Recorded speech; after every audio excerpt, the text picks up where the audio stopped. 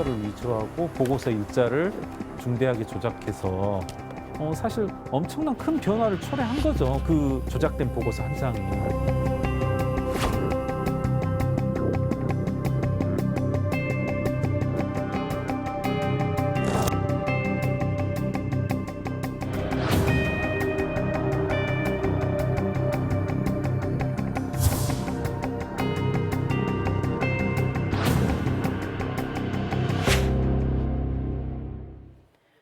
삼성바이오로직스의 분식 회계 의혹을 수사 중인 검찰이 삼성그룹 윗선을 향한 수사를 계속하고 있습니다. 공장 마룻바닥을 뜯고 노트북 등 증거를 인멸한 것이 사실상 그룹 차원의 지시였다는 진술도 나오고 있는데요. 회계 조작을 감시해야 할 이 대형 회계법인과 채권 평가사들이 오히려 삼성 측과 공모했다는 정황 증거도 새로 나왔습니다. 왜 삼성이라는 그룹 전체가 바이오로직스라는 기업의 분식 회계에 그렇게 매달렸던 것일까요? 참여연대 경제금융센터 김경률 회계사로부터 좀 쉽게 설명 들어보겠습니다. 어서 오세요. 네, 안녕하십니까? 네. 자, 이 마룻바닥에서 노트북이 나올 줄 누가 생각이나 참 했겠습니까? 그렇죠. 이게 뭐 서서히 실체가 나오는 것 같기도 한데요. 예. 어떻습니까? 사실 좀 엽기적인 일이라고 할 수 있는데요. 사실 검찰 수사가 돌입되면서 어느 부분부터 이제 삼성그룹이 이렇게 무너졌는지 이제 그게 밝혀졌냐면 사실은 이제 며칠 전에 보도에 의해서도 밝혀지고 있습니다만은 김앤장이 개입을 해서 회계법인들에게 이와 같이 진술하라. 어떤 내용이었냐면 키포인트가 종전까지는 회계법인들이 바이오젠이 가지고 있는 콜옵션에 대해서 알고 있었다. 종전부터 2012년부터 네네. 알고 있었다. 이렇게 했는데 진술을 바꾼 거죠. 검찰의 조사가 점점 이제 칼날을 들이밀게 되니까 회계법인들이 우리 사실은 몰랐다. 삼성이 전적으로 숨겼었고 그것들이 콜옵션이라고 한다라면 사실은 회사의 장부에 있어서는 중대한 우발 채무이거든요. 네. 때로는 회사에 수조 원의 부채를 야기할 수 있는 중대한 사실인데 그걸 숨겼던 게 이제 거짓으로 밝혀진 것입니다. 네. 자, 지금 조금 이제 말씀이 이해를 하기 힘드신 분들도 있으실 텐데 차후에 이제 차차 네네. 설명을 하도록 하고요. 이 삼성바이오로직스 이 줄여서 삼바라고 하는데 네. 이 삼바 분식 회계 조작이라고도 하고요. 네. 이 사안의 본질을 좀 한마디로 정리를 하신다면 이 삼바 회계 사기 사건을 이해하는 데 있어서 이 두 글자는 꼭 얘기를 해야 될 것 같습니다. 네. 승계라는 단어, 즉 이재용 회장으로부터 죄송합니다. 이건희 회장으로부터 이재용 부회장으로의 승계를 위한 작업이다. 무슨 의미냐면 네. 사실 이건희 회장이 삼성그룹 전체 시가총액의 불과 3%만 지분을 가지고 있거든요. 네. 이게 만약에 상속의 과정을 거치게 되면 50%가량 떨어지게 되고 1.5%. 이 1.5%를 가지고 이재용 부회장이 삼성을 운영할 수 있겠냐는 거죠. 이것으로부터 이제 불안해지게 되고요. 그와 같은 지배구조의 어떤 취약함을 보전하기 위해서 이건희 회장이 돌아가시기 전에 이제 막대한 헐값으로 삼성 관계회사들을 이재용 부회장에게 차츰차츰 하나하나 넘기기 위한 그런 작업이라고 할 수 있습니다. 네. 자, 이 사건 이해하기 위해서는 먼저 2015년에 있었던 삼성물산과 네. 이 제일모직 합병 예. 이걸 들여다봐야 되는데요.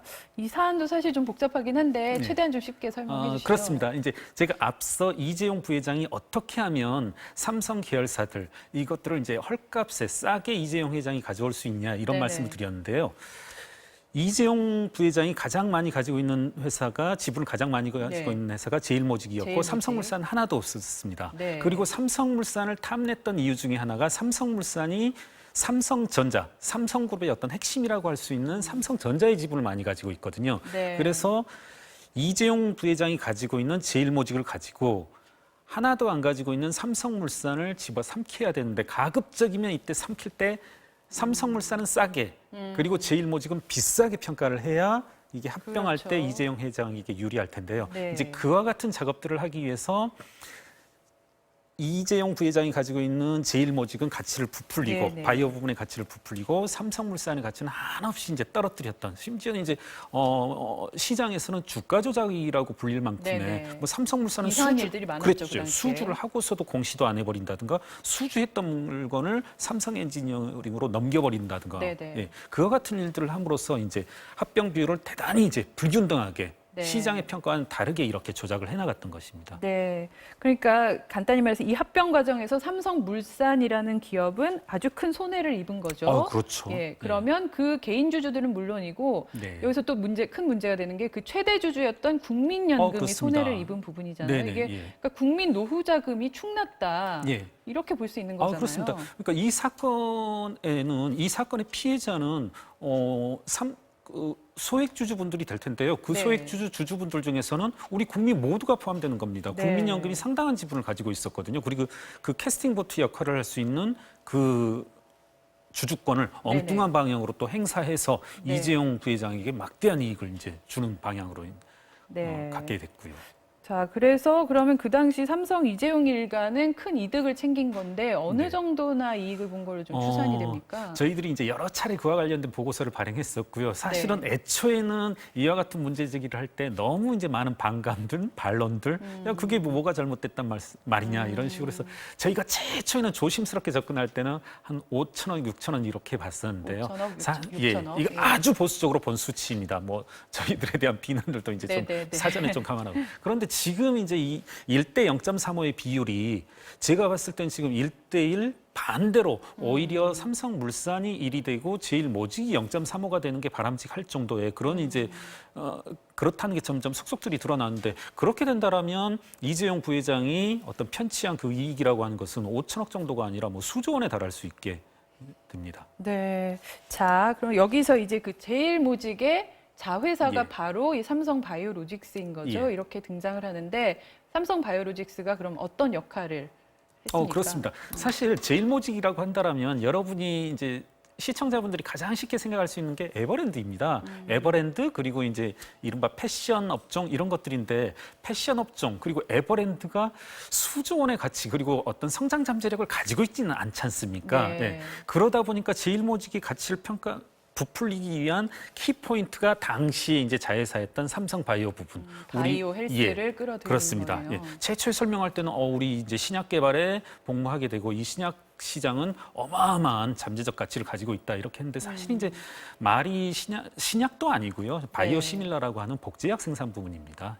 이와 같은 이제 바이오 부분의 가치를 부풀리기 위해서 사실 있지도 않았던 제일모직의 뭐 바이오 부분 가치라든가 그리고 중대하게는 콜옵션 부채를 중대한 우발 채무인 콜옵션 부채를 드러내지도 않으면서 가치 조작을 했던 것이죠. 네, 그래서 그러니까 제일모직의 그 가치를 부풀리기 네. 위해서 삼성바이오로직스의 가치를 부풀릴 필요가 그렇습니다. 있었던 네. 거고 예. 이제 그 과정에서 회계 조작이 저질러진 건데 네. 좀 설명을 해주실까요? 그렇습니다. 이제 그 제일모직의 가치는 한없이 이렇게 부풀리고 실제가 이렇다면 이렇게 한없이 네네. 부풀리고 삼성물산 이제 줄이다 보는데 이제 제가 약간은 어그레시브하게 말씀드려 보면 좋습니다. 이렇게 합병 과정에서는 그렇게 이렇게 부풀렸다. 하는데 네네. 이제 문제는 이제 콜옵션 부채가 이때부터 제기된 것입니다. 네. 회계법인도 그때서야 알게 됐습니다. 합병이 이루어지고 나서부터는 바이오젠의 보고서를 보니까 콜옵션 부채가 있다는 걸 알게 됐고 네. 그렇게 되면 평가액의 40% 가량인 약 2조 원 가량의 부채를 계상했었어야 네. 된다는 거죠. 그래서 그때부터는 회계법인이 야 너희 삼성바이오로직스 2조 원의 부채를 계상해다오 손실을 계상해라 하니까 이제 미전실이 당시 보면은 오감문서를 보면 이제 뒤집혔던 거죠. 2조 원의 부채를 계상하게 되면 삼성바이오로직스는 완전 자본 잠식이 돼버리고 합병의 어떤 사후적인 타당성조차도 이제 없어지게 되는 거죠. 야 너희들이 합병 과정에서는 뭐 20조 가까이 됐다라는 네. 회사가 완전 자본 잠식인 게 말이 되느냐 이런 좀 상당히 중대한 위기에 국면에서 회계법인들과 법무법인들과 협의를 해서 이제 묘수를 지금 이제 제가 묘수라는 표현을 썼습니다만 회계 네. 사기를 결심하게 되고 이제 그걸 결행하게 됩니다. 네. 자, 그래서 삼성은 그 평가 전문 기관들의 의견을 따랐을 뿐이라고 주장하고 있는데요. 삼성과 그 평가사들이 주고받은 이메일 내용이 지난 월요일 MBC 스트레이트 방송을 통해 공개됐습니다. 잠시 보시죠. 삼성바이오는 이 평가사에 수상한 요청을 은밀히 전달합니다. 보내주신 문구를 검토했습니다. 아래와 같이 문구 수정 보완이 될까요? 충분한 자료를 확보할 수 없었다는 내용의 단락 전체를 없애고 아예 문구를 새로 넣어달라는 내용. 그런데도 평가회사 측은 다음날 오전 삼성의 주문대로 순순히 공문을 고쳐줬습니다.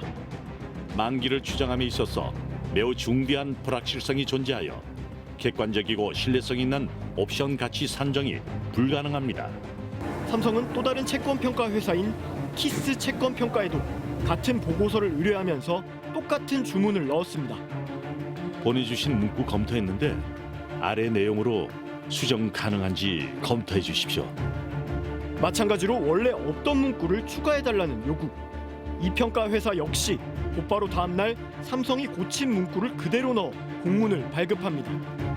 이런 식으로 평가사 두 곳이 삼성의 입맛대로 공문을 만들어주고 대가로 받은 비용은 단돈 10만 원씩이었습니다.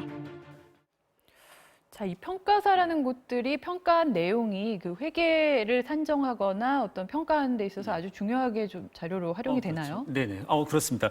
이 회계법인 입장에선 어떤 특정 부분의 가치 평가라든가 어떤 이제 미래에 일어나는 일들을 외부 전문가에게 예를 들어 저도 이제 회계사입니다만은 네네. 의학적인 부분에 대한 자문은 의사한테 구할 테고요. 지금 이 경우라면 콜옵션 부채라는 특정 금융 상품에 대한 평가를 외부 신용평가회사에 의뢰한 거죠. 네.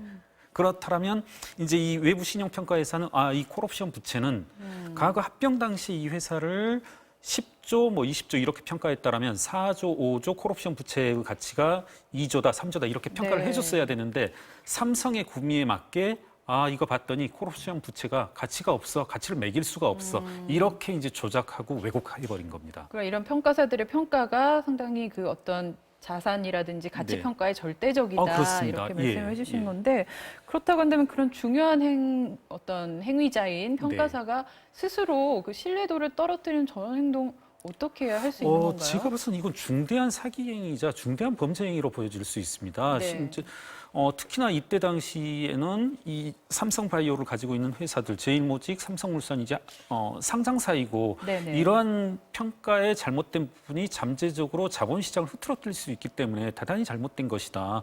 2조 원의 부채, 3조 원의 부채를 객관적으로 이제 평가해서 장부에 반영해야 될 그런 신용평가 회사의 자문 내용이 네. 이런 식으로 여기 봤더니 0원입니다. 삼성의 금리대로 이런 식으로 맞춰져 버린 거거든요. 네. 이것은 제가 봐서는 중대한 범법 행위여서 어떤 법적 처분을 받아야 되지 않을까 이렇게 이 경우에도 생각합니다. 그 피해는 다 주주들한테 돌아갈 그렇죠. 거고요. 네. 자, 그리고 그 아까 평가 산정을 하고 받은 비용도 10만 원이라고 나왔는데 네. 이건 어떻게 봐야 되는 정말 걸까요? 그리고 믿기지 않은 그런 일인데요. 10만 원, 40만 원, 심지어 이제 무료의 일도 있는데 이건 어떤 전문가로서의 자존심을 스스로 팽개쳐버린 것이 아닌가. 네. 삼성이라는 거대 재벌 앞에서 거대 권력 앞에서 어떤 자신을 최대한 낮추면서 아무런 전문가로서의 어떤 최소한의 어떤 직위적인 자존심 이런 것조차도 팽개쳐버린.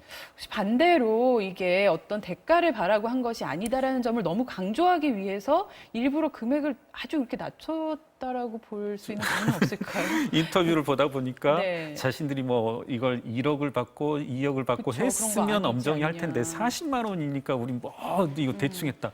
그런데 이건 여하튼 금액적으로도 문제고 예. 이와 같은 상식적으로 보고서의 정말 컬러도, 이해가 안 되는 네, 그런 부분입니다. 그렇습니다. 자, 이 점차 윗선을 향하고 있는 검찰 수사 네. 현재 상황과 이제 앞으로의 전망 좀 예. 마지막으로 짚어주시죠. 그렇습니다. 이제 오늘자 경향신문을 보게 되면 그간 이제 이른바 디가우징 됐다라고 하나요? 삼성에서 없애버렸던 메일들을 하나하나 살리고 있는데 오늘 살렸던 이제 메일 중에 하나가 부회장 보고 내역 결과 보고 네네. 이와 같은 것이 있다고 합니다. 제 생각엔 이 사안의 핵심은 결국은 두 글자 승계라고 생각합니다. 그래서 이재용 부회장에 대한 어떤 수사로까지 그리고 한 달 가까이 남아있는 대법에서의 판결에서도 전적으로 이와 같은 사항을 고려해야 된다 이렇게 생각합니다. 네.